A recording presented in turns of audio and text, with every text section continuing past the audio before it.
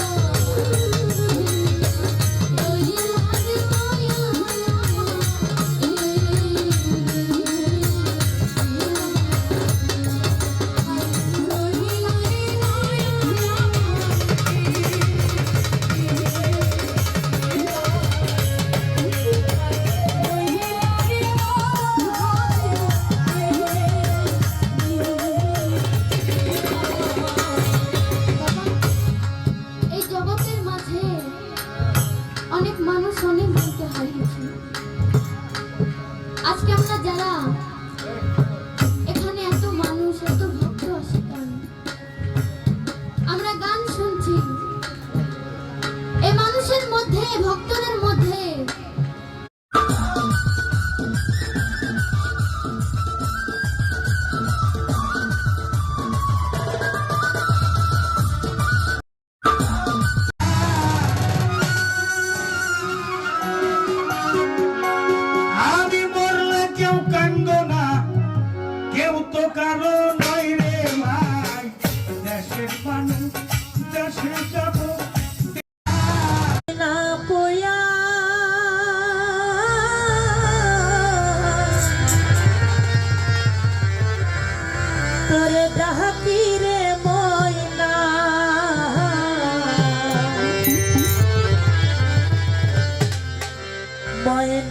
ময়না তোলা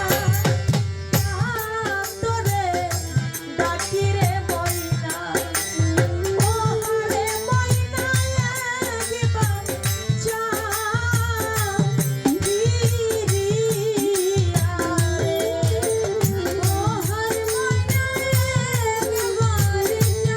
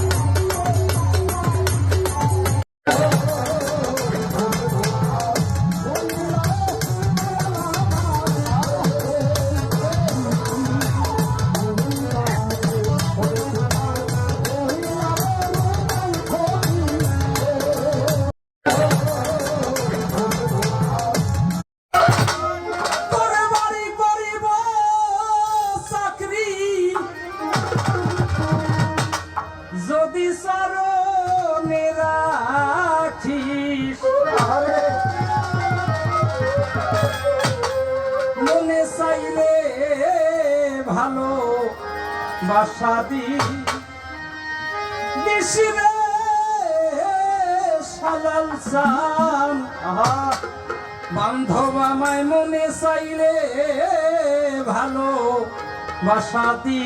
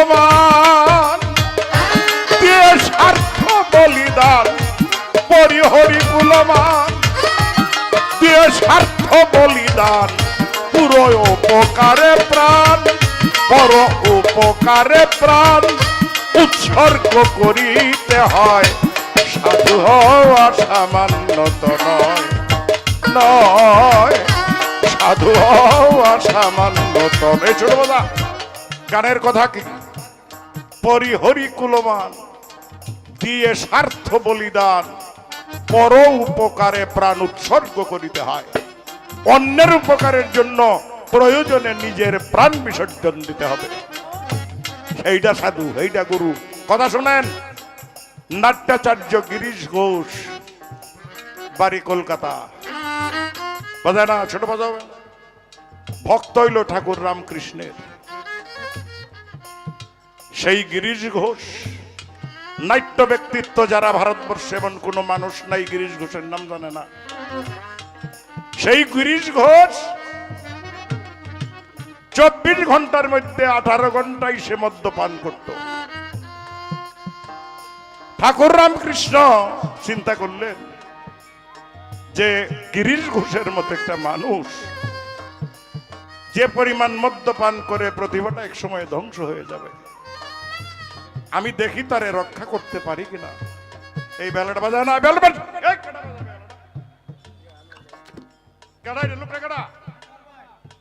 বেসরা হয়তো তারপর নাট্যাচার্য গিরিশ ঘোষকে এটা গুরুবাদী আলোচনা একটু লক্ষ্য করবেন শিষ্য করলেন নাট্যাচার্য গিরিশ ঘোষ কয় বাবা তুমি তো আমার শিষ্য বানাইছো তোমার কি আমার প্রতি কোনো আদেশ নির্দেশ আছে যদি থাকে তো বাবা আমার কয় আমার কোনো আদেশ তোর প্রতি নাই একটা আদেশ আছে কোনটা তুই যা মন চায় তা কর বাবা কিন্তু আর জীবনে মদ খাইস না একটু লক্ষ্য করবেন যারা গুরু শিষ্য শুনতে বসছেন এখন গিরিশ ঘোষ কয় বাবা একেবারে দুনিয়ার যত জঘন্য কাম আছে এইটাও যদি তুমি আমারে কও আমি করতে রাজি কিন্তু মদ খাওয়ার আমারে নিষেধ করো না ঠাকুর মনে মনে কয় আমি লাগছি তো তোর পিছে এইটার লাগিয়া তুই আর মদ খাইতে পারবি না গিরিশ ঘোষ কয় আমি মদ খাবই কয় না তুই আর মদ খাইতে পারবি না গুরু শিষ্য আলোচনা হ্যাঁ কয় তুমি যত কথাই কো আমি মদ খাবই রামকৃষ্ণ চ্যালেঞ্জ করে বসলেন আমি দেখব তুই কেমনে আর মদ খাস যা তুই আইজের দিন পরে মদ খাইস তুই বাজার থেকে একটি মদের বোতল কিনা নিয়ে গেছে বাড়িতে রাত্রে শুয়ার আগে মদের বোতল ভাঙা নিয়ে বইছে মদ খাইব বোতলটার মধ্যে ছায়া দেখে সব রামকৃষ্ণের ছবিটা অর্থাৎ তার গুরুর ছবিটা বোতলের মধ্যে দেখা যায় আচ্ছা বলেন কোন শিষ্যের পক্ষে এটা সম্ভব গুরু নিষেধ করছে মদ খাওয়ার কথা মদ জোর করে খাবে মদের বোতলের মধ্যে গুরুর ছবি দেখা গেলে এই মদ খাওয়া কি আর সম্ভব গ্লাসে ডালছে কাঁচের গ্লাস মদ কিন্তু কাঁচের গ্লাসেই খায় বেশিরভাগ এটা কাঁচের গ্লাসে ডাকছে সাদা গ্লাস তাকায় দেখে গুরুর ছবিটা এই গ্লাসের মধ্যে দুইটা বোতল গ্লাসটা সহ বাড়ি দিয়ে ভাঙিয়া ফলাই দিচ্ছে যে না আর খাবো না আমার গুরুর রূপ যেখানে নিষেধ করছে এই কাজটা আমি করতে পারি না পরের দিন দেখা হয়েছে ঠাকুর রামকৃষ্ণ জিজ্ঞাসা করে কিরে গিরিশ মদ খাইলি না এইটার নাম গুরু শিষ্য আজকাল তো ফাইখারি ধরে গুরুগিরি শুরু হয়েছে আর কিচ্ছু বলার নাম সাধক কি বলছে দেখেন পরিহরি কুলমান দিয়ে স্বার্থ বলিদান পরিহরি কুলমান দিয়ে স্বার্থ বলিদান করই উপকারে প্রাণ উৎসর্গ করিতে হয় সাধু হওয়া সামান্য তো নয় নয় সাধু হওয়া সামান্য তো নয়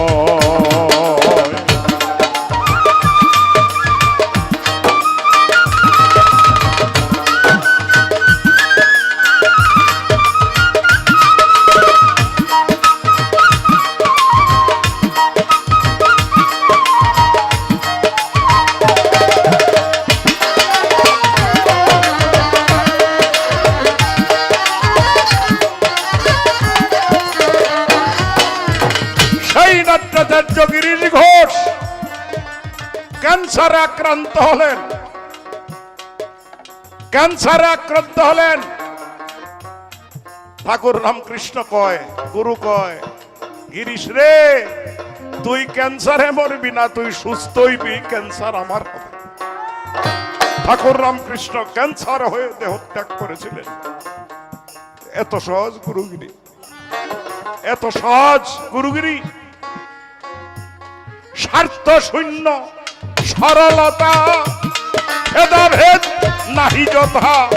স্বার্থ শূন্য সরলতা, ভেদাভেদ নাহি যথা।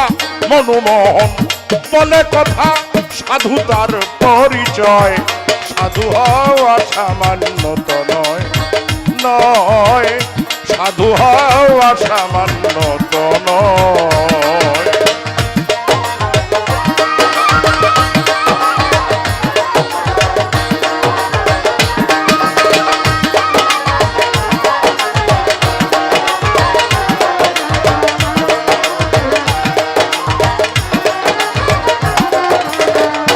মহাজনী গানের ছন্দ এইখানে ছাড়িয়া, রাজা সরে গুরু শিষ্য শুনবেন যারা রইয়াছেন বসিয়া। গুরু শিষ্য একতরফা গান গায়ে দুইজনে। এই ছোট বাজা, গুরু শিষ্য একতরফা গান হয়, গুরু খালি জবাব দিব, শিষ্য খালি জিগাইব। আমি এইভাবে গানটা করব না, কারণ তারা মেয়েও গুরু গাওয়ার যোগ্যতা রাখে। আমি এই কারণে তুমি খালি বইয়া থাকা কয়টা গান গাইয়া এনতে যাইবা গাই, কাজটা আমি তোমারে করতে দিব না। আমি তোমারে ছোট করতে চাই না মানুষের সামনে। আমি একটা বিষয় জানতে চাইব। ফালাটা যেই শুনছে, ছোট বাজায় ফালাটা যেই খালি শুনছে, আয়া এটা ভক্তি করছে আর কি। এটা দেখেন নাই আপনারা এই কামটা যে করছে। আমি একটা বিষয় তোমার কাছে জানতে চাই। তুমি অনেক শরীয়তের অনেক কিতাবাদি পড়ার মানুষ, আমি জানি। এখন যে তুমি এই কামটা শুরু করছো, এটা আমি জানি। আমি জানি তুমি পড়াশোনা করো। আমার বৃহত্তর ময়মনসিংহ কিন্তু প্রায় অচলের পথে। পড়াশোনা করো, একটু দরকার। আমি ওই জায়গা থেকে আমার একটু জানার বিষয়। তুমি নিজে মনে করো এতক্ষণ আমি গুরু ছিলাম, তুমি ছিলা শিষ্য। এখন মনে করো তুমি গুরু, আমি শিষ্য। আমার একটু জানার দরকার। আল্লাহ আদমরে বানাইছে, ফেরেশতারে হুকুম করছে, সাইর ফেরেশতা মাটি আনছে। এটা কাহিনী অনেক আপনারা জানেন, কোরআন শরীফেও আছে। মাটি আনছে, আইনা তিন ফেরেশতায় ভালো না, আজরাইল গিয়া মাটি আনছে। এটা শুনছেন না আপনারা সারা জীবন? আজরাইল আন্যা পরে মুকাররম রে আজাজিল রে সুরত দেখাইছে, এই সুরতে তুই বানা। আজাজিল আদম রে বানাইলো, সুন্দর একটা দেহ হইলো। অর্ডার করতেছে আল্লাহ তার সমস্ত ফেরেশতাকে গণকে, আমার আদমকে তোমরা সেজদা করো। সবাই সেজদা করছে, খারইয়া রইছে মুকাররম। আমি মাটি ফানি গুজলি আইডারে বানাইছি, আর আমারে কয় মিটারে সেজদা করতাম। আস্তে সেজদা করলো না। আল্লাহর হুকুম রদ করলে সে লানতুল্লাহ হয়ে গেল, সে অভিশপ্ত হয়ে গেল। কি কারণে অভিশপ্ত হয়েছে? আদম রে সেজদা না কইরা। আমি তোমার কাছে জানতে চাই, আদম রে সেজদা করার লাগে আল্লাহ অত পাগল হইল কি কইরা? আল্লাহ যদি নিজেরে কইতো, এই আজাদিল তুই আমারে সেজদা কর, বেড়াই তো 9 লাখ বছর বড় কাম একটাই করছে না, আরো সেজদা করতো। সেটা আদম রে আল্লাহ নিজে সেজদা না চাইয়া কেন আজাদিল রে বললো তুই আমার আদম রে সেজদা কর? আমি তোমার কাছে জানতে চাই, আদম মানুষ না কেবলা? আদম মানুষ না কেবলা? তুমি এই বিষয়টা আমার একটু ফয়সালা করবা। আল্লাহ কেন মুকাররমকে হুকুম করেছিলেন আদমকে সেজদা করার জন্য? এতে রহস্যটা কি? আমি রহস্যটা জানতে চাই। কিচ্ছা মেলা শুনছি তো জানি, এগুলি দরকার নাই। তুমি আমার মূল জায়গাটা বইলা তোমার জায়গাটা তুমি পরিষ্কার করবা। আমি এই বিষয়টাই তোমার কাছে একটু জানতে চাইলাম, আর কোনো কিছুই নাই। এইটুক কইলেই হইব, দেই তুমি কতক্ষণ কইতে পারো। আগে সত্য পাছে দয়া নামে রুচি হলে হয়, সাধু হওয়া সামান্য তো নয়, নয়। সাধু হওয়া সামান্য তো নয়, নয়। সাধু হওয়া সামান্য তো নয়। রাখলাম ছোট্ট করে এটা গান গাইয়া বসবো। এরপরে কেবলা এবং আদম সম্পর্কে, মানুষ সম্পর্কে কিছু কথা আমরা তারা মেয়ের কাছে বসে একটু শুনবো। আর কোনো প্রশ্ন বেশি না, তুমি 10টা-15টা করে হুদাই প্রশ্ন করে আমরা খাড়ায় না। লো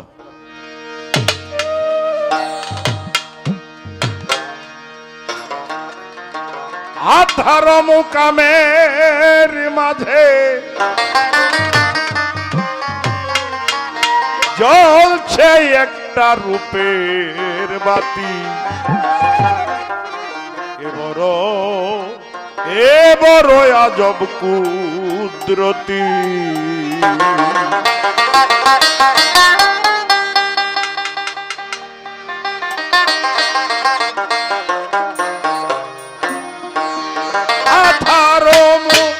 কামের মাঝে জ্বলছে একটা রূপের বাতি, এ বড় আজব কুদরতি, এ বড় আজব কুদরতি, এ বড় আজব কুদরতি, এ বড় আজব কুদরতি।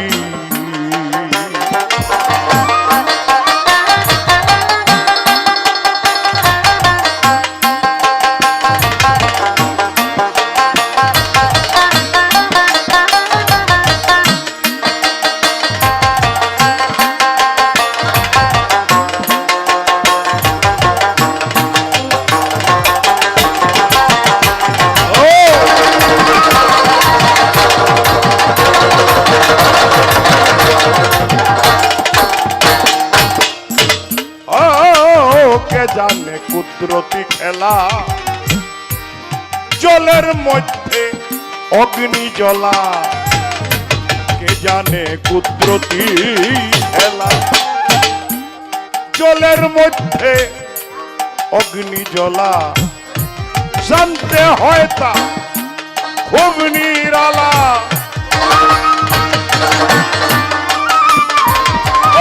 জানতে হয় তা খুব নিরালা, নিরে ঘিরে আছে জ্যোতি, এ বড় আজব কুদরতি, এ বড় আজব কুদরতি। বেশি বড় করে না।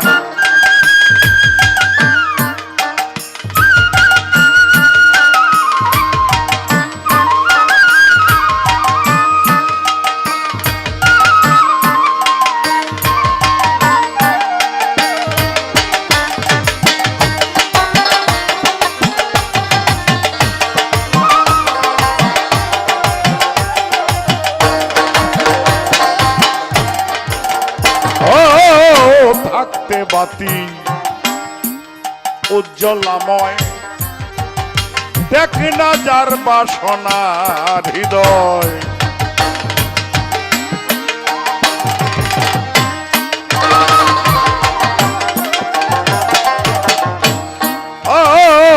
থাকতে বাতি উজ্জ্বলাময়, দেখ না যার বাসনা হৃদয়, লালন কয় কখন কোন সময়,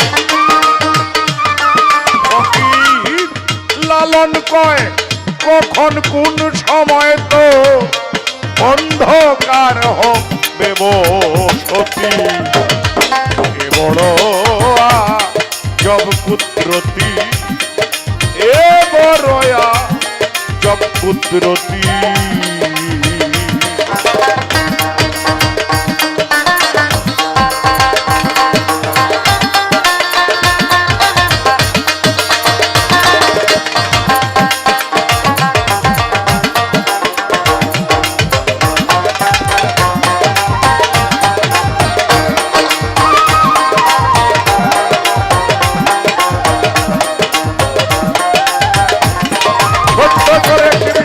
তারা মিয়া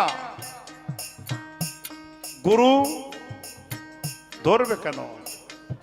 প্রত্যেকটা মানুষ গুরু ধরে আছে, সে কিন্তু জানে না, মনেরও জানতেই ধরে। আপনি স্কুল কলেজ ভার্সিটিতে পড়লে আপনি এসপি সাহেব হতে পারবেন, ডিসি সাহেব হতে পারবেন, ম্যাজিস্ট্রেট হতে পারবেন, এই দেশের রাষ্ট্রপ্রধান হতে পারবেন, কিন্তু একজন কামেল মানুষ হতে পারবেন না। যদি কামেল মানুষ হতে হয়, সেই অলিয়াল মুর্শিদা খোদা যে যিনি আপনার মুর্শিদ, তার কাছে গিয়া আত্মসমর্পণ করতে হবে। সেইটাও গুরু দ্বারা আপনি ডিসিএসপি হয়েছেন, বড় একজন সরকারি কর্মকর্তা হয়েছেন, সেইটা আপনি গুরু ধৈরেই হয়েছেন। সেইটা জাগতিক জগতের শিক্ষা। এই জাগতিক জগতের শিক্ষা দুইটাই আল্লাহর নিয়ামত। একটা হইল প্রকাশ্য নিয়ামত, আরেকটা হলো আধ্যাত্মিক নিয়ামত।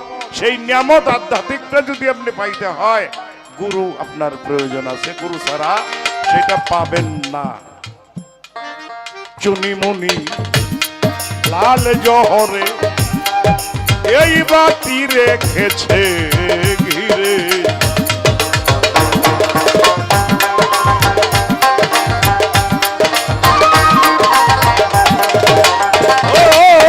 চুনিমুনি লাল জহরে ওই বাতি রেখেছে ঘিরে। তিন সময় তিন রূপ সে ধরে,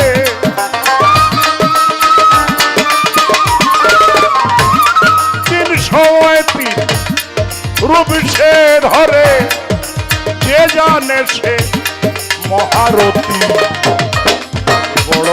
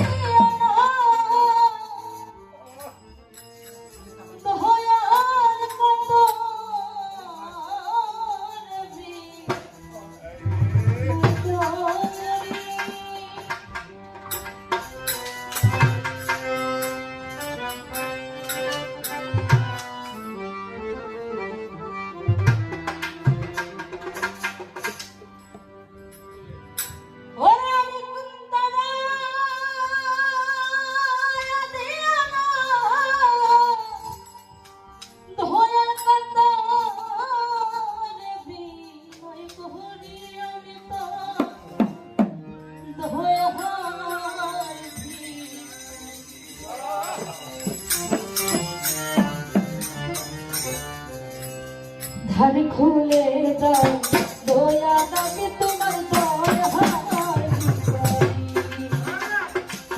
ধার খুলে দাও দয়া দাকে তোমার জয় হয় ভিখারি আমি তারা আয়াদি তোমার দয়ার কাতারে বিমোহিত হই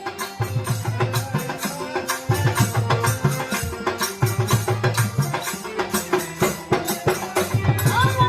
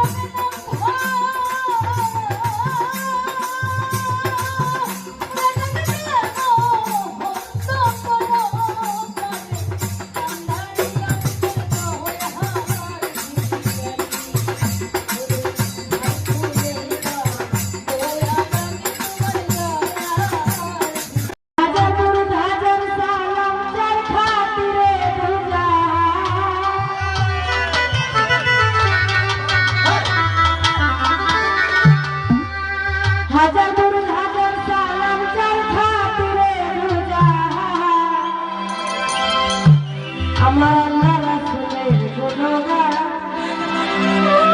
ওটারে আসে আমার আল্লাহ রাসূলের গুণগান